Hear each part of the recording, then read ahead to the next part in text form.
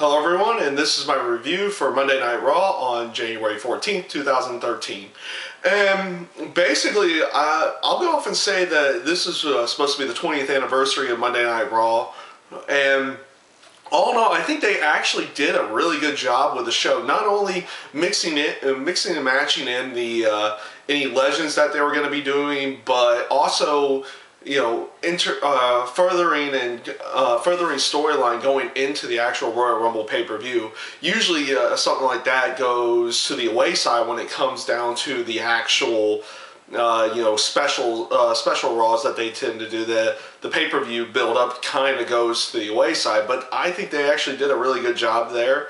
They announced the tag team title match going into the pay-per-view. You also had a couple brief short one-on-one matches with Daniel Bryan, Kane, and then with Damian Sandow and Cody Rhodes.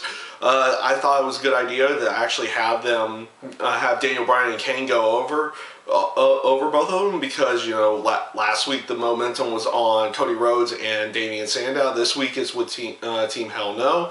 You had I'm kind of glad they also kept the anger management segment a little bit brief there. I thought that was also well done, really well done, and a good way of showing that basically yeah, they had their anger issues, but who really cares in the end.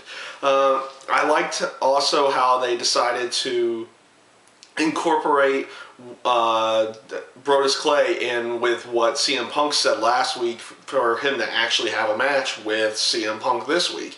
The match itself wasn't all that great, but it wasn't horrible. And every time something like this goes down, like earlier last year, or I think it was May of last year, when they were trying to push Brodus Clay.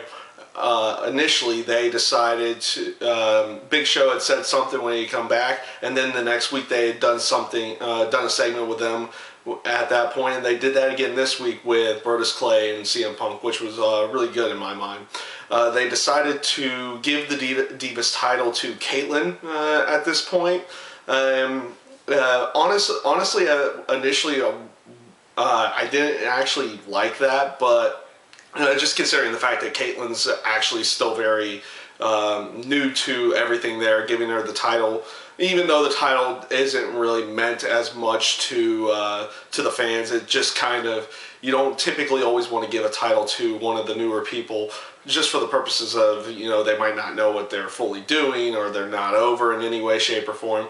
But the rumor mill was going around, and they decided, and it did go down this week that Eve was leaving. Afterwards, she quit from the WWE. So, okay, on that aspect, kind of sad for the Divas division. She was probably one of the more unique characters behind AJ, and actually, that's pretty much about it at this point. So. We'll see where they go on, and who will become the next contender. More than likely, it will become AJ to face Caitlyn at some point in time as her next opponent. Also, let's see where we go here. Also, the whole Rock concert and everything that they did with the Rock this week. The backstage segment with Mick Foley was really good, and I'll get into a little bit more with that with Mick Foley a little bit later. The actual whole Rock concert deal, I'm kind of glad it ended the way it did. It was only 2 songs long this time, and somewhat of a short cutting promo before he calls out CM Punk. And I was glad that they actually had more interaction with him and CM Punk in the arena, face to face. They went on to a small brawl there. I thought that was a good way of ending the show, and a good way of continuing on their storyline with going into the Royal Rumble. The deal with Mick Foley, he was the first one announced for this year's WWE Hall of Fame.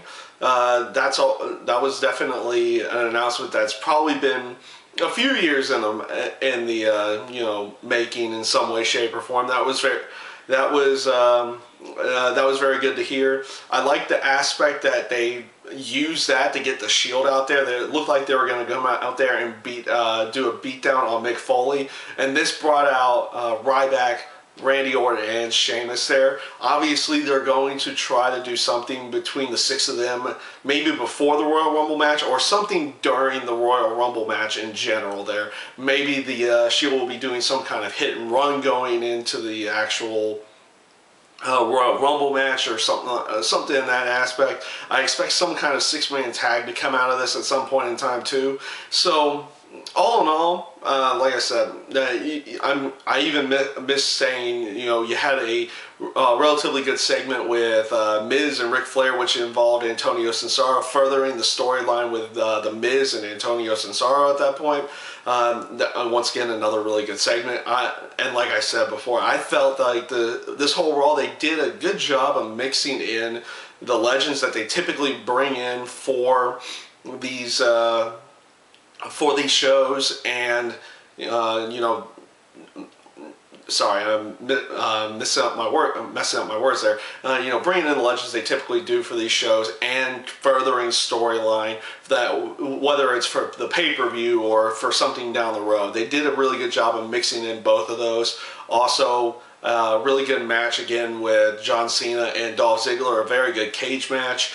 And yeah, that's my review for Monday Night Raw this week. I thank you guys for watching, and I hope you enjoyed.